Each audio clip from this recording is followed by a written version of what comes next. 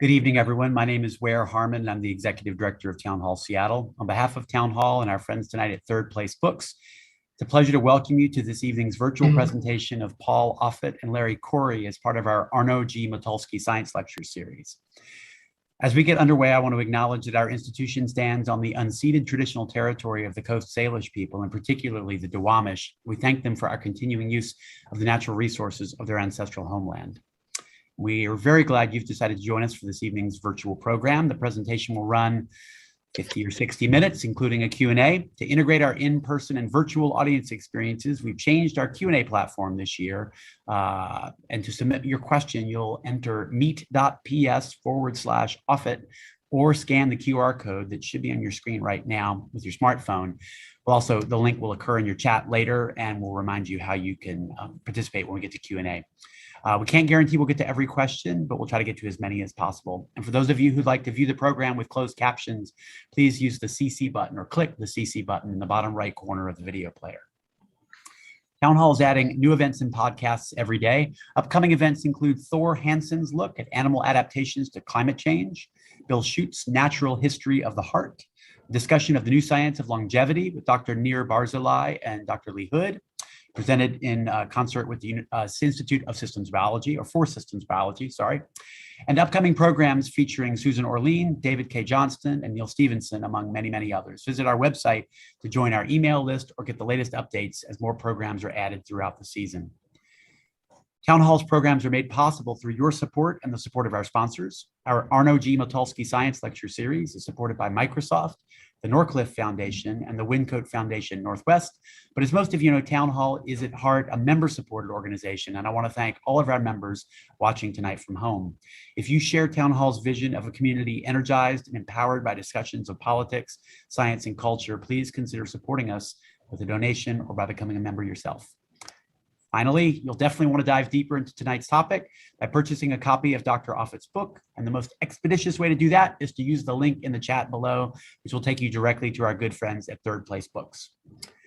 And with that, pediatrician Paul A. Offit, MD, is a professor of pediatrics in the Division of Infectious Diseases at the Children's Hospital of Philadelphia and the Maurice R. Hilleman Professor of Vaccinology at the Perelman School of Medicine at the University of Pennsylvania. He's also the co-inventor of the Rotavirus vaccine. He has been a member of the Centers for Disease Control Advisory Committee on Immunization Practices and is a board member of Every Child by Two and a founding board member of the Autism Science Foundation. Dr. Offit has published over 130 papers in medical and scientific journals in the areas of rotavirus-specific immune responses and vaccine safety, and is the author or co-author of a dozen plus books engaging questions around vaccines and or public receptivity to medical and scientific discovery, including 2011's Deadly Choices, How the Anti-Vaccine Movement Threatens Us All, Bad Advice, or Why Celebrities, Politicians, and Activists Aren't Your Best Source for Health Information from 2018, and 2020's Overkill, When Modern Medicine Goes Too Far. Dr. Larry Corey is an internationally renowned expert in virology, immunology, and vaccine development. Professor of Medicine and Laboratory Medicine at University of Washington, where he is a member of Vaccine and Infectious Disease Division. He was a former president and director of the Fred Hutchinson Cancer Research Center and also serves as the founding director and co-principal investigator of the HIV Vaccine Trials Network. Dr. Offit's book, You Bet Your Life, From Blood Transfusions to Mass Vaccination, The Long and Risky History of Medical Innovation, is the subject of this evening's conversation. Please join me in welcoming Dr. Larry Corey and Dr. Paul A. Offit. Right, thank you very much, Weir. I guess we'll get this conversation started. And Paul, I really did enjoy reading your book. I found the details of the medical history of these accidents of medicine beautifully written and fascinating in their humanness. So your ability to find a real human expression of the malady was, I thought, a fantastic writing technique and made reading really, real about these issues. So lots of kudos. But I think the purpose was not for you just to write about historical prose. So maybe you can, what's the main message you feel you wanted the readers to take away from the book? I think that innovations occur in fits and starts, and that we learn as we go, that sometimes that learning curve is painful, and that I think people, when they look at whether or not they want to engage in medical innovations now, would say, well, you know what, I'll just wait till the learning curve is over, but it's pretty much never over. And I mean, you can see that now with COVID-19 vaccines. So for example, we have vaccines that are going to be, or the Pfizer will soon submit to our committee. I'm on the FDA Vaccine Advisory Committee, their data for 5 to 11-year-olds. And we'll look at those data. It'll probably involve, a few thousand children, and then try and make predictions about how that's going to play out when we give it to millions or tens of millions of children. And it's an imperfect window. And I think that's hard for people. That I think what I'm trying to get out of this book is that there are no risk-free choices, just choices to take different risks. And the goal, I think, when you make choices is to make the most clear-eyed, dispassionate choice based on everything you know, realizing you don't know everything yet. So so where do you pull the trigger? I think the question is, when do you know enough, or when do you think you know enough, as compared to when do you know everything, because you never know everything. And that's what I try and do in this book, to sort of go through each of these different 9 major medical advances that have caused us to live 30 years longer than we did 100 years ago, to show how that there's a learning curve, and it continues. The learning curve continues. All right. Well, if we look at the book, there's a lot of the 11 chapters of the book. Essentially, 2 are in the late 1970s, and were incidents in the last 20 years. So maybe I'd like to sort of go back and say, yes, there's great historical prose here, but the risks that happen with anesthesia and X-rays and contamination 100 years ago, and the chemotherapy incidents and heart transplant 50 years ago, don't you think that there are different risks now, especially as, before we even get to vaccines? Let's just talk about therapeutic risks. There are better regulatory agencies, there are numerous committees. Do they provide the necessary oversight to minimize risk? Do you really feel that do you feel that we need to sort of change the structure of modern investigation? No, it's a great question. I think, and that's the point, really, in many ways, with the older stories, to show how you put in place different things. So, for example, a disaster in St. Louis that occurred when 13 children died while being given diphtheria antisera that inadvertently contained tetanus toxin, because the horse in which it was made, it had tetanus, led to this virus toxin law, and that the so-called elixir sulfanilamide disaster, when, sulfa, which was a miracle drug, right, the magic bullet that could treat a whole variety of bacterial infections, in fact, was, at least in the oral form of the drug, was suspended diethylene glycol, which caused kidney failure and killed about 100 people, 34 of whom were children, that led to the Food, Drug, and Cosmetics Act. And you just, you find out that what you build over time is a platform that at least creates a series of laws and regulatory agencies that mitigates that lessens that, but it doesn't eliminate it. And I guess the personal experience would be the University of Pennsylvania experience with a young man named Jesse Gelsinger, who was a 19-year-old that received a gene therapy in many ways similar to the J&J vaccine or the AstraZeneca vaccine. It was a replication defective adenovirus, which is exactly what we use now for a vaccine, which he got at much higher doses, and to replace a gene he'd lost. There was a certain gene in his liver that he didn't have that was replaced by this vector. And when he got it, he was overwhelmed with this. Basically, it was like a bacterial sepsis. In other words, he just had a shock-like state and ultimately died. And when they looked back to figure out what had happened, they realized that he actually had made a protein of the immune system called interleukin-6 that overwhelmed him. There's nothing they could have done about it at the time. They only found out about it later. But then when we started to do kinds of therapies like so-called CAR T therapy, where, basically you train someone's T cells, which are immune cells in the body, to kill cancer cells. And the same reaction happened. Now they were ready, and they had now a drug, again, a monoclonal antibody against that particular protein. And so, but when the Gelsinger story happened, it really almost shut gene therapy research down. And all these layers of regulation were put in place. And now everybody felt better. great. Now we've got it where this isn't going to happen again because we're so good at regulating this because we saw what happened with Jesse Gelsinger's death. And then what happened is French researchers used a retrovirus, which is a kind of virus that inserts itself directly into DNA. And what they found was in the 10 people the children that they were working on this retrovirus gene therapy with, 4 of them died of leukemia when they found that the virus inserted itself right in front of a gene that, when activated, increased your risk of leukemia. So one of the points of the book actually is that you really, I think, never get to the point where you have regulation that precludes what always has to happen, which is that you learn as you go. It's inevitable. That's just the nature of science and medicine. There's always a certain price to pay for knowledge. Right. I mean, you're giving examples of, well, we'll go back. You're a pediatrician. So let's just talk about the current status of pediatric research, because inborn errors of metabolism in these genetic diseases still occur, the defects that can cause severe and lead to essentially nearly universal early death in children.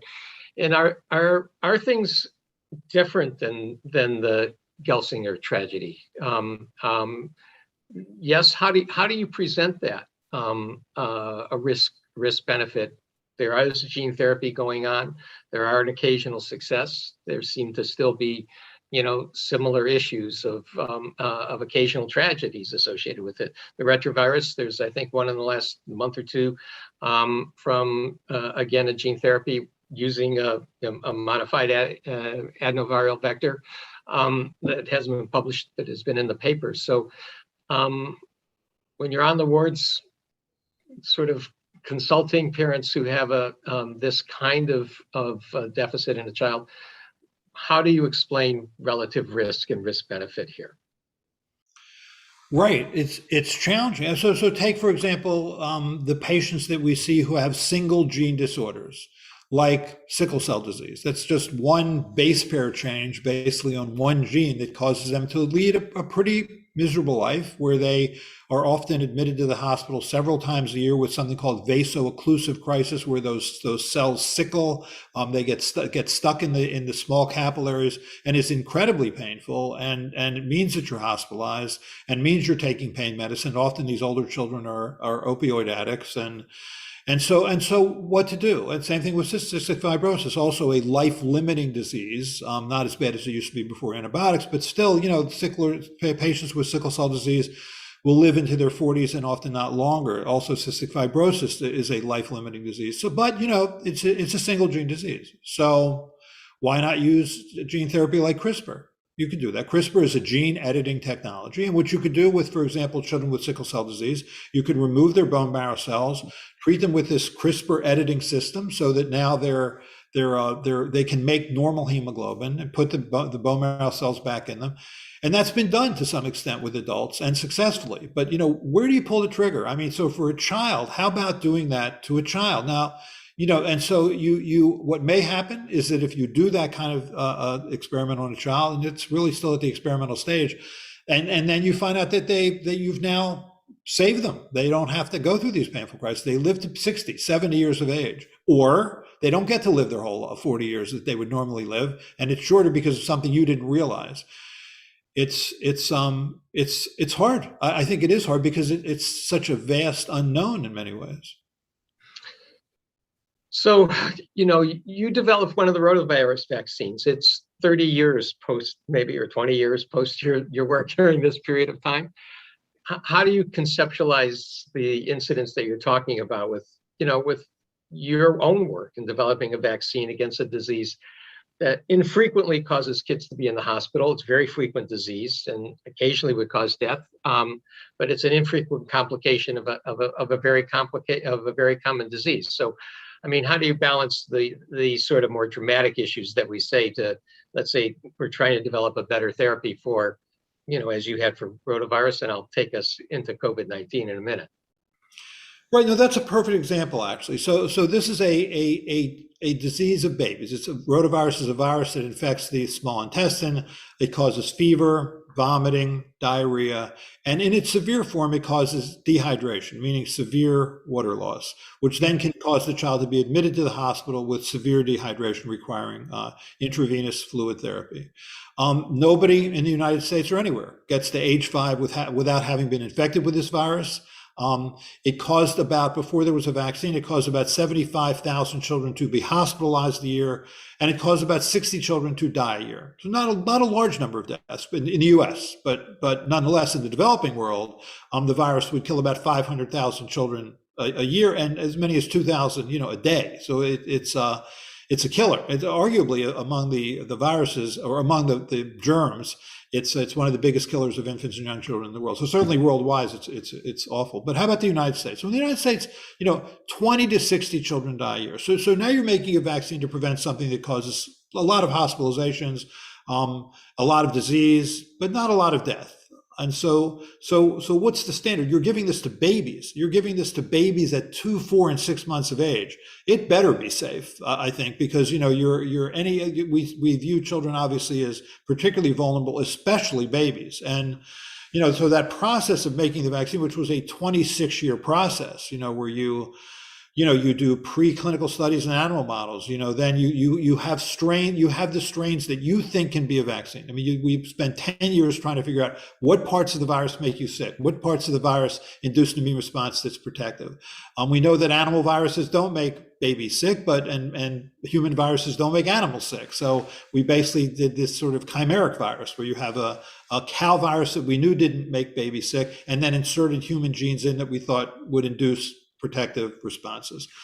But you're making it up. You're hoping it all works, and you go slowly. You start really with adults and work your way down into babies, and then you do progressively bigger trials. Phase 1 trials are so-called dose ranging trials. You try and get the right dose, and then phase 2 trials. You think you have the dose, you think you have the dosing interval, and you do hundreds of children. Then you do phase 3 trials, which in our case was a 70,000 person prospective, placebo-controlled, 11-country, 4-year, probably $350 million trial that was done by Merck. And you never feel comfortable. I will say you never feel comfortable. And so now, you have data that shows the vaccine works. It shows it's safe in tens of thousands of children, but you're about to give it to hundreds of millions of children.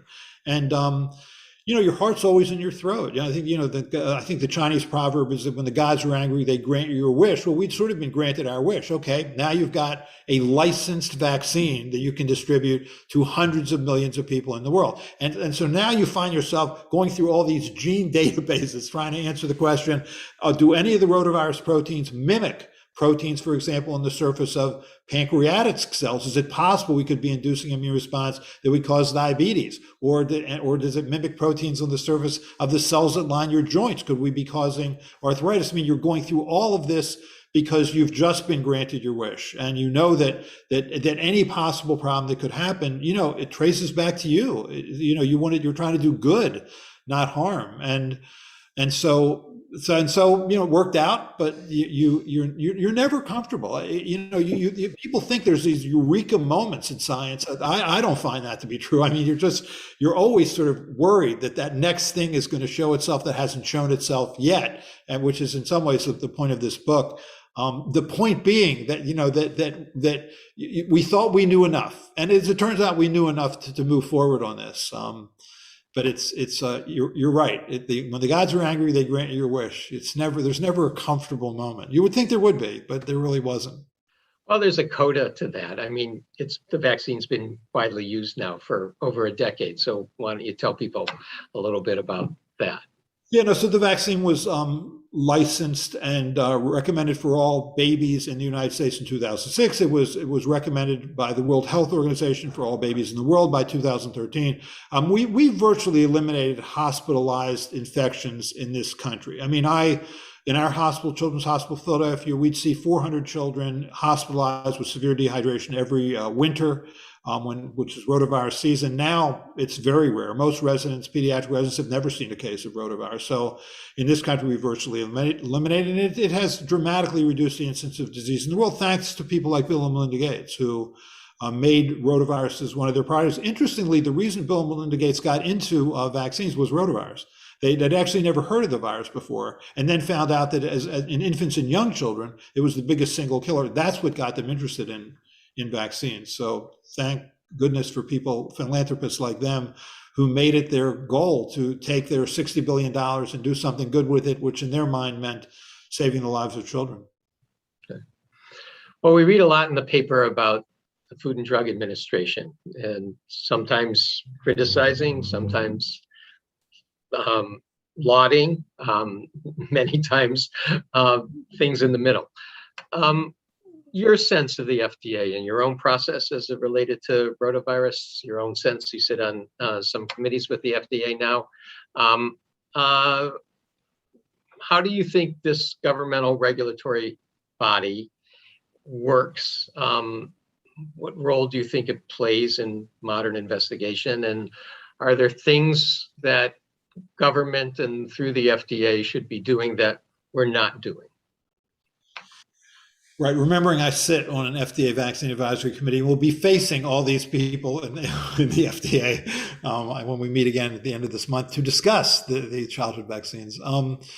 Here's what I would say. It's certainly, as historian Michael Harris said, the history of drug regulation in the United States is built on tombstones, and that is true. So you see the FDA, which really was founded in 1927, is built on a series of regulations that was a consequence of major disasters, whether it was that elixir sulfanilamide disaster, which killed 100 people, mostly children, or the thalidomide disaster, or the Cutter incident, which most people I'm sure don't know about, but when Jonas Salk made his polio vaccine, which he made by taking polio virus, growing it up, killing it with the chemical, one company made it badly. They didn't successfully inactivate the virus. As a consequence, 120,000 children were inadvertently inoculated with live, fully virulent polio virus.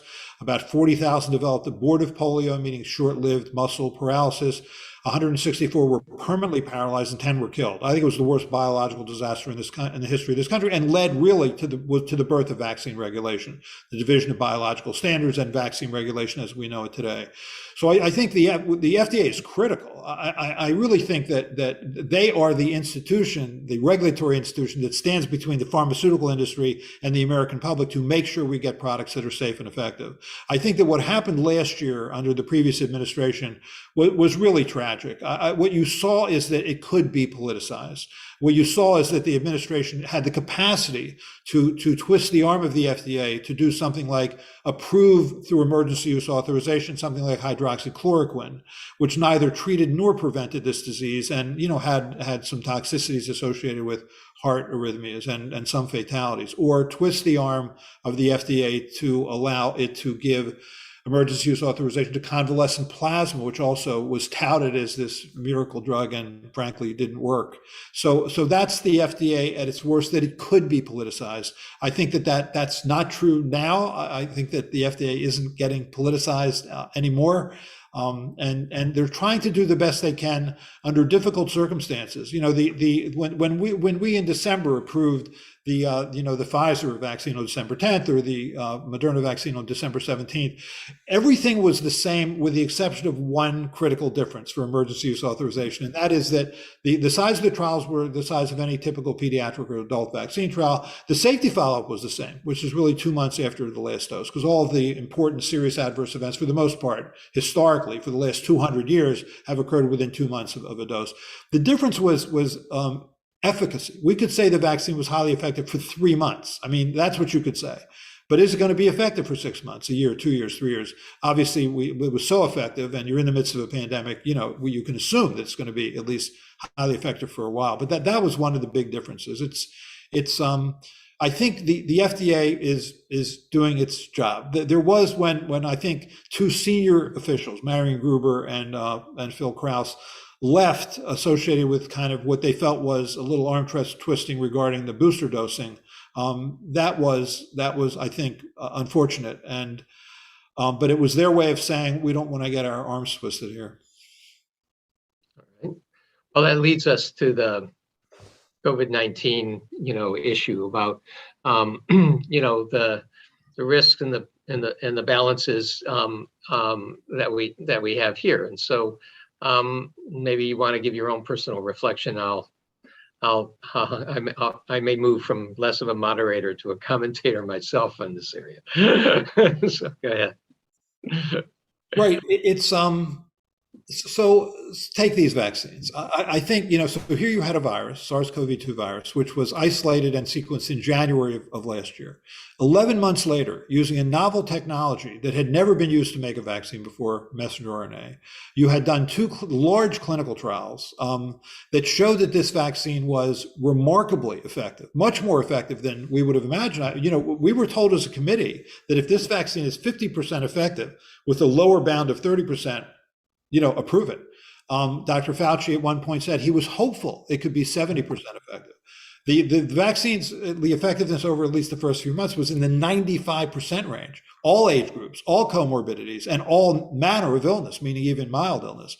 Remarkable. No one predicted that. I think really, and I'm a child of the 50s. I mean, I saw the development of the polio vaccine. I was in a polio ward when I was 5 years old. I think this is the most remarkable medical achievement in my lifetime. I think it's remarkable. But you never know everything. And as that vaccine then got out there, you saw that the mRNA vaccines were a very rare cause of myocarditis, which is inflammation of the heart muscle, depending on the age, somewhere between 1 in 20,000 or 1 in 50,000. But I think that has been remarkable. But we do learn as we go. I think that maybe absent a pandemic, this might have always been a 3-dose vaccine. That's possible. I think we may find that we need to give booster doses more than just once. We'll see. But we do learn as we go here. I'm impressed about how this is all played out, given how much of a gun we were under to try and do something quickly. The most frustrating part, obviously, is if 65 million people don't want the vaccine. But I'm impressed. Yeah, my commentary here is really that that we did it as a scientific community at an unprecedented speed, but it really was to some extent the fact that all the components happened in a sort of just in time, a little bit of luck about building a sort of the Japanese car. When we look at RNA technology, that has been developed under 20 years. That there has been a work in making RNA work through into a vaccine development issue. The patent that actually Drew Weissman and Karen did in Penn actually was in 2005. That both Pfizer and Pfizer BioNTech as well as Moderna really have licensed that patent from Penn during that period of time. And so we're talking 15 years for that. The structural biology of actually knowing that the spike protein needed to be, or the landing gear needed to be in this pre-fusion open state, and you had to stabilize it in that state. That also was 20 years by the Vaccine Research Institute and Barney Graham, and first in respiratory syncytial virus, then in the other coronaviruses. And so when the genetic sequence became as a coronavirus, it really was, okay, we've seen this before. We can, take this as an educated guess. And then there was the fact that we had 20 years in building the HIV vaccine clinical trial structure, which we built in Seattle here, and we actually had all the infrastructure here to design these trials and put them all together and bring everybody in and get all this built in a very short period of time. But it is science building on science, and it is there is a 20-year history to each of the major components that went into this, that you were able to sort of lock onto this and do this in an impressive period of time. Again, because everybody pitched in and everybody was affected. I'm not quite sure, where we are with this, but from an RNA point of view, we've given it to hundreds of millions of people now, probably 500 million to 600 million people worldwide have had RNA vaccines. And, to my knowledge, there's not been a death from an RNA vaccine. I mean, Advector maybe has had that unusual complication. So we have, we're way past experimental medicine here. We're really into the distribution phase of this. And we have learned that the durability is not quite as what we thought it might be, but that really may be more by the change of the virus than the alteration of the vaccine. It's a little bit of both. So maybe that's, again, this evidence of, learning as you go gives you new knowledge, and science is about applying that new knowledge. So as you look at COVID-19 vaccines today, there are going to be some questions that are coming in. They're wanting to know, your confidence about the vaccine, and the unknown as it relates now. Right, and I can tell you that when we look, and we will be looking presumably in the next couple of weeks at the 5 to 11-year-old data, now we know that it's not going to be a 30 microgram dose for Pfizer's, it's going to be a 10 microgram dose, but you'll just look at a few thousand people, and you do worry that as it gets translated to hundreds of thousands and then ultimately millions and tens of millions of people, what will happen to the myocarditis issue? Will it go away? Will it be more common? Now, it was incredibly uncommon, but for the 16 to 17-year-old, for the young person, that's when it was the most common, at 1 per 5,000, which is uncommon, but it was in the younger person, the younger male. So now you're moving down to the 12 to 15-year-old and then the 5 to 11-year-old, and I think part of the thing that makes this disconcerting is that it's based on the immune response. That that's why it's a second dose phenomenon, because you get a booster in the boost. So it's much more after the second dose than the first dose because you have a greater immune response. It's your immune response is working against you at some level there, and you don't know what part of the immune response is doing that. So that lack of knowledge makes it difficult for you to ascertain what's going to happen next. And now you're going to go to a younger age group. Will this be a bigger problem? But on the other hand, that 250,000, 200,000 children a week are getting infected with this virus. That we've gone from 3% of the cases being in children when the virus first entered the country now to 27%. That there's about 2,000 hospitalizations a week. I mean, I know that working at Children's Hospital Philadelphia, rounding, about a week ago, we had 15 children in the hospital. We had a handful of children in the intensive care unit. This virus is a virus of children right now. It is a childhood disease. And so, again, as I sort of go through in this book over and over again, there are no risk-free choices. They're just choices to take different risks. When a parent will say, look, I think I'm not going to take the risk of getting a vaccine, realize you're also going to be taking the risk of getting an infection. And John Udell, who's the head of virus research at NIH, I think said it best. He said, over the next few years, you're going to have two choices, which is either get vaccinated or get infected. And I think that's right. I mean, this Delta virus is incredibly contagious. I mean, it has a so-called R0, which is a contagiousness index of between 5 and 9. Contagiousness index means if I'm infected, go about my normal day. Everybody who I come in contact with is susceptible. I'll infect between 5 and 9 people. Then they'll go on to infect that. And that's like in chickenpox transmissibility territory. That's high. And so this virus has managed to reach down into the younger age groups now and infect them. So know that a choice not to get a vaccine because you're worried about this extremely rare risk of myocarditis is not a risk-free choice. And remember, the virus also causes myocarditis. I mean, it does at a rate far greater than the vaccine does. And then this unusual inflammatory disease of children, so-called multi-system inflammatory disease, has an even higher risk of myocarditis. So the point being, there are no risk-free choices. There never are. When people ask me what's the most dangerous aspect of vaccination, my answer is driving to the office to get them. All right. That's a good one. So can I take from we got a number of questions about, do you think the Pfizer vaccine is going to be approved for age 12 and under? And why or why not? Now, maybe it's unfair to ask you, you can vote in a couple months the way you different than what you say here, but people want to know. Well, so I'll answer it by telling you what it is I think we need to know. You want to look at those data and answer the following questions. How did they come to 10 micrograms? What data do they have to make that decision? Let's look carefully at those so-called phase 1 dose ranging trials. Secondly is safety. I mean, is there any evidence that there's any hint of a safety problem in any of these children that got the vaccine at that young age?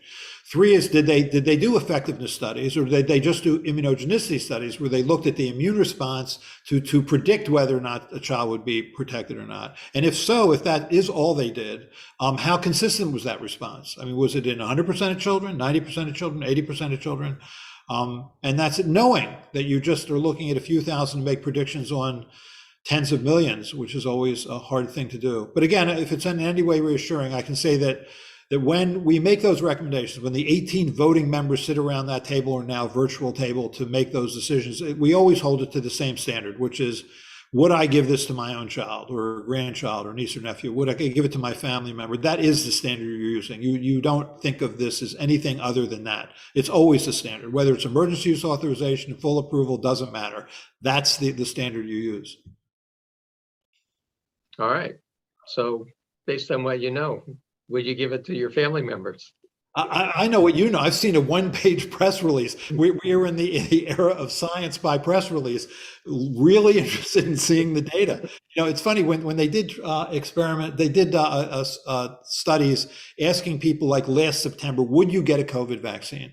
And they found that only 30% of Americans said that they would. I wouldn't have said I would have. I would have said, let me see the data first. And that's what I feel about this. Let us see the data first. I mean, after a press release, you sort of find the media announcing this as if it's a done deal. It's not a done deal. Let's see what the data look like. All right. Well, we will wait for that. I'm going to presume that it's not enough efficacy data, that it's immunogenicity data. You'd expect that 100% are going to be, have antibody titers, and that the antibody titer is equal to, as the press release says, the older children. So we'll see what the numbers are when we work on that.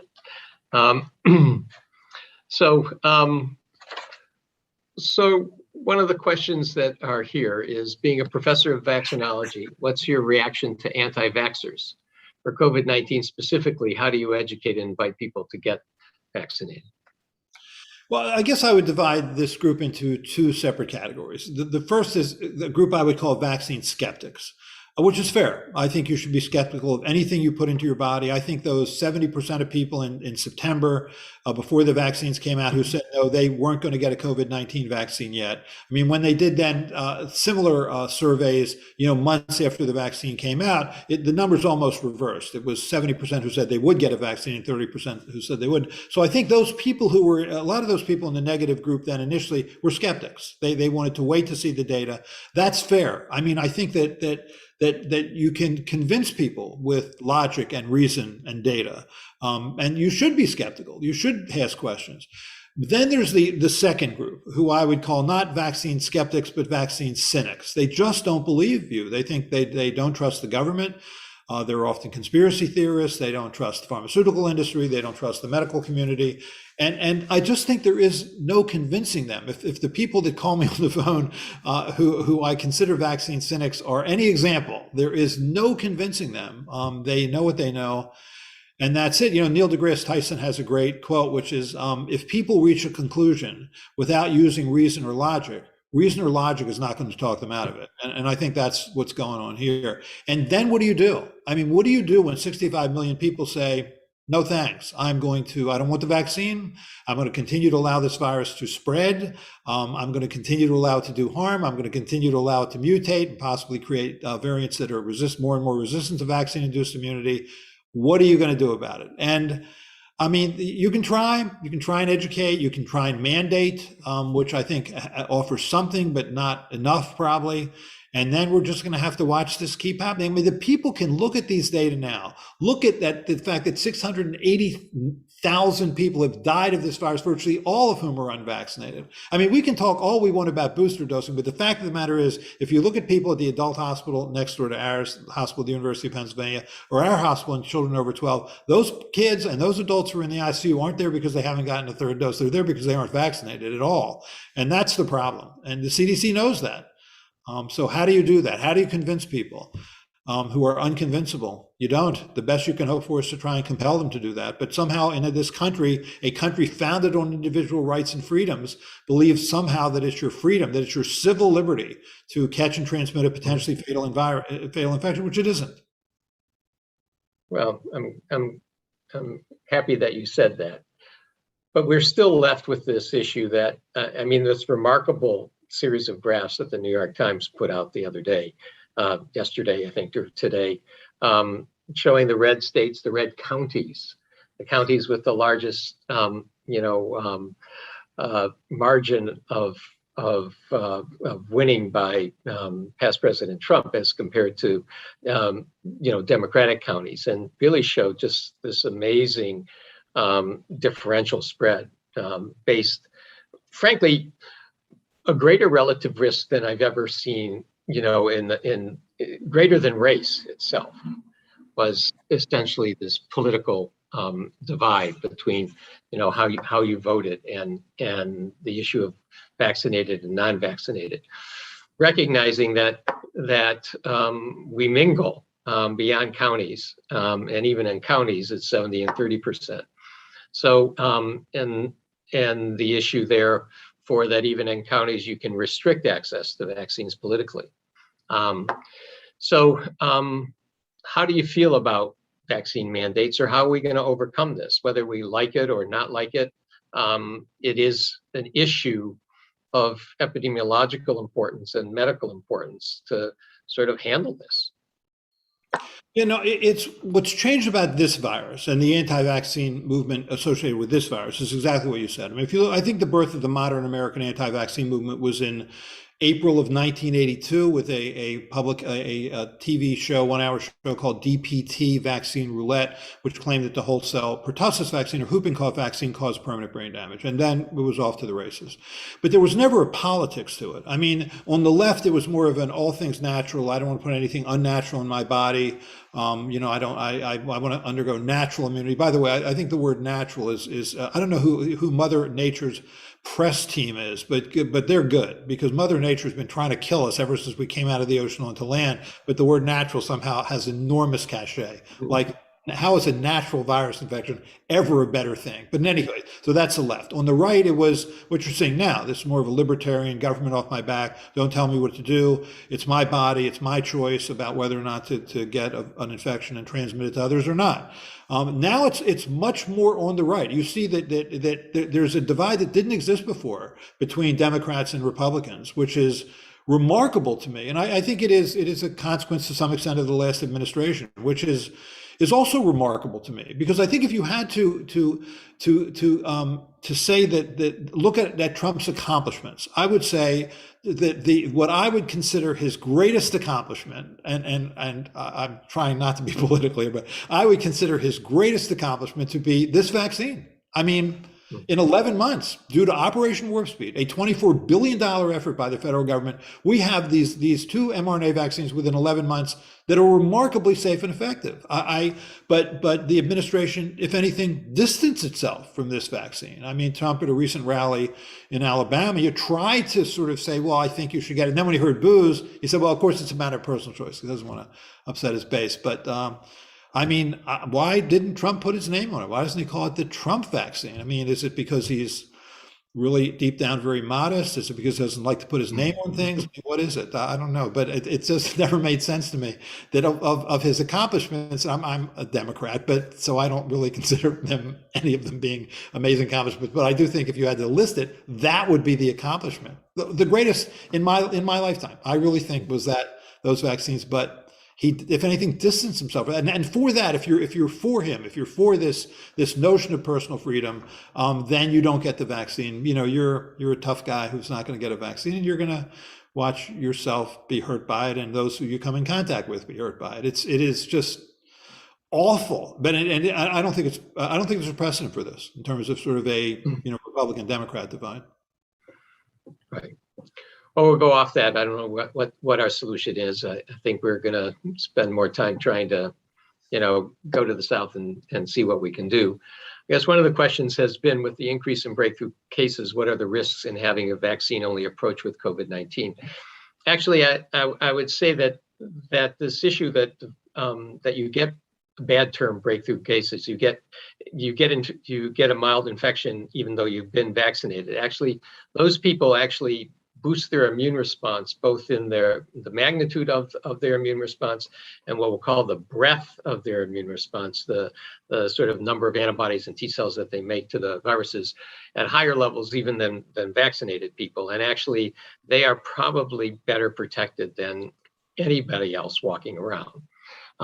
Similarly, if you've gotten COVID, we still recommend vaccination because the vaccine essentially boosts you up to higher levels than natural infection. So the combination, frankly, of vaccination and natural infection really is probably the best combination for future control or variants that occurs. So I don't think that the tenet of the question that I actually look like is, are we going to, is breakthrough actually going to diminish the effectiveness of vaccines and take away that tool of vaccines, and that will sort of not get effective out of vaccines? I don't really think that's operant in that situation.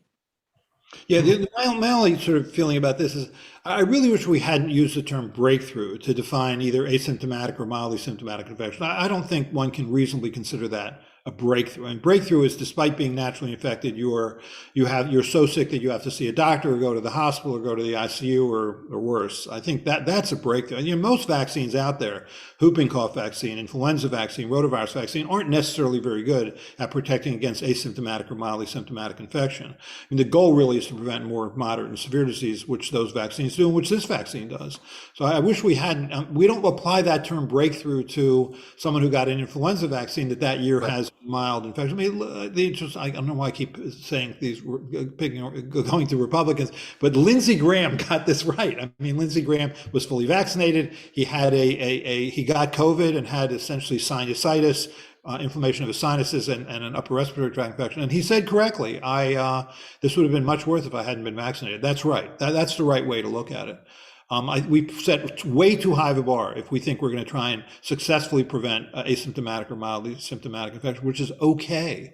And you do, if you've been previously vaccinated, you won't shed as much virus or be as contagious as someone who wasn't vaccinated who has that same kind of infection. So that's the advantage of the vaccine.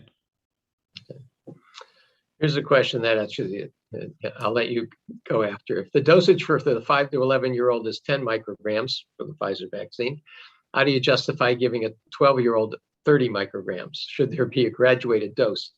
I'm going to let you do that one. You only can test. You only test so many things. Yeah, it's. I think. So there's a difference between antibiotics and vaccines. I mean, when you give an antibiotic, the blood volume that you have matters, because you have to have a certain amount of the antibiotic sort of per teaspoon of blood if you're going to have that antibiotic be effective. It's distributed throughout the whole body. So weight matters.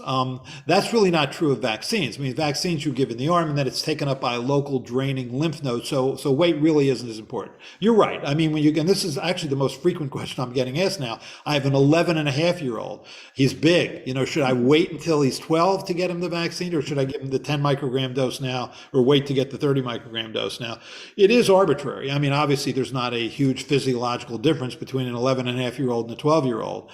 But we do set certain, rules for those age groups just for sanity, if nothing else. And my attitude, by the way, on that question is get what you can. I mean, the sooner you can get vaccinated, the better, because this virus is continuing to spread and cause harm. And if there's one sort of thing that I took away sort of from just the folks, people who are in parent advocacy groups like Families Fighting Flu or Meningitis Angels or the National Meningitis Association, if you spend time with those groups, and I have spent a lot of time with those groups, all those parents tell the same story. After their child suffers or dies from a vaccine preventable disease, they all say the same thing. I can't believe this happened to me. Because you work on a lot of denialism. You never believe it can happen to you until it happens to you. And then when it happens to you, you become an activist. But to know that, again, know there are no risk-free choices. There's a question here about wearing masks, and it's framed sort of as a criticism of the CDC. They recommended vaccinated people stop wearing masks. If we know that mask wearing and other NPIs increase vaccine efficacy or overall efficacy, why did that happen? Maybe you want to answer that. Maybe you want to go on with respect to, masks as it relates to the current state of situation. Right. So I think when that happened. My sense, I guess the nice thing I can say is I think it was a little naive. I think the thinking at the time at the CDC was if you've gotten vaccinated, you're being given a gift. Now you can take those masks off and you don't have to wear them even inside. And so they assumed a number of things. One, that everybody has heard of the CDC. Two, that those people who've heard of the CDC actually know what their recommendations are. And that three, those who've heard of them know their recommendations are, follow those recommendations. So when I walked into the grocery store, within that week after that announcement was made, I am fully vaccinated, still wore a mask. The reason being, I would have to have trusted that everybody who wasn't wearing a mask in the grocery store was fully vaccinated. And I didn't trust that. And there was no reason to trust that because in fact, in many ways, people who choose not to get vaccinated often don't wear masks. So I think that was a bad idea. Delta has changed a lot now because the Delta is so much more transmissible that you don't really even have to have as long of a contact with someone who's sick as you did with, say, the Alpha variant or the first so-called D614G variant. The one that came out of China. So, yeah, I think that was a little naive. The mask wearing has been a real point of contention, and it's been hard to watch. But remember, for young children less than 12, that's their only chance. So when you see schools that ban mask mandates, I mean, come on. If I had a 7-year-old was sending the child to school, I would be really upset if there wasn't every child in that school that was masked. And remember, what's so striking about the last few weeks is that, or the month of September, is if you look at cases and deaths, it's worse this month than it was a year ago. A year ago, when we had a fully susceptible population and no vaccine, and it's worse because of our behavior. That's the main reason. And then second is Delta. But now you have 67,000 people going to watch the Eagles lose their first home opener, whereas last year nobody actually was there to watch them lose their home opener. So that's the big difference. I think there has been marked behavioral disinhibition, so to speak, and as far as crowds were all, upset with way things are at the moment, and Delta is, we didn't really expect the virus to be able to do what it has been doing, and I think that is, an issue that we need to continue to confront. And I do think that, I do think we can't predict what's going to happen next. Okay, I do think, and I agree with Paul 100%, that when it comes to this variant and its infectivity, which is 8 times greater than the ancestral strain, which is called Washington 1. Okay, where the Seattle-based strain that started here in February of 2020. This variant is 8 times more infectious, and the question of the R0 being 5 to 9. Question is what's the R0 in vaccinated persons? The data would suggest it's less than 1. That the infectivity it's not infallible, but it is really, hugely different than the infectivity associated with Delta. And mask wearing does work. And I think the comments that Paul had made about school and masks in school are just spot on. Yeah, I mean, think about it. When you if there's a child in the classroom who has a peanut allergy, I don't think there's any parent in that school of the other children who would say, it's my right to have my child bring a peanut butter and jelly sandwich and eat it for lunch because that's what he or she likes. No one would say that. Well, this is no different to me. I mean, except the only difference is everyone, all those children are susceptible to this disease, including severe and occasionally fatal infection. I mean, more than 450 children have died of this infection, which is more than you would see for other diseases for which we have vaccines, influenza, chickenpox. It's about the same as measles. There's every reason to try and protect children. And I just find it amazing that there are parents who want to take away the only thing that young children have right now, which is a mask to prevent a virus that is spread by small droplets that emanate from the nose and the mouth. I mean, you don't have to be a particle physicist to realize that a mask would be of value. Sent a note by Chris Byrer, who's a professor of both medicine and human rights at Johns Hopkins, who sort of sent me this excerpt that there was a Supreme Court decision out of the U.S. Supreme Court in 1905 that actually said that that it said it was not a constitutional right for an individual to be able to not get smallpox vaccine, that this person actually did not have the right to actually not get vaccinated or potentially infect and kill people because of refusing is at risk getting vaccinated during a smallpox outbreak that was occurring at that period of time. Yeah, so that was Jacobson v. Massachusetts. Jacobson was Henning Jacobson. He was a Lutheran minister who when the Cambridge Board of Health during a smallpox outbreak basically mandated a vaccine or pay a fine. He refused to get a vaccine, refused to pay the fine. That went to a local court, then went to a state Supreme Court, then it went to the United States Supreme Court, where it was decided that it was within the rights of the Cambridge Board of Health to mandate a vaccine. And thus was born the notion that that was there was a constitutional right to do that. And that it was reaffirmed about 17 years later in 1922 in the Zuck v. King case, where Rosalind Zuck didn't want to go to her high school in San Antonio, Texas, the Brackenridge High School, because she didn't want to get a smallpox vaccine. The difference there was no smallpox outbreak, and still it was upheld. So you do not really see this rhetoric going on during this epidemic. Which has killed 680,000 persons, about this issue of, quote, civil liberties versus what has already been upheld and dealt with as a Supreme Court decision. And you do not actually see it in the liberal papers or the conservative papers or essentially any papers. And that this has already been argued in the Supreme Court with a disease that's really not that much different. In fact, COVID, by its aerosolization, is more infectious and more surreptitious than this outbreak in Massachusetts in smallpox. So it is, an ironic issue of the times. And maybe we should, end on that one. We're essentially at the witching hour, pretty close to 7 o'clock. I don't see any new questions, and I would just want to say that it's my second Zoom call with you today, Paul. It's this one's been longer than actually yesterday. The one at 10 o'clock this morning was just as was just as long.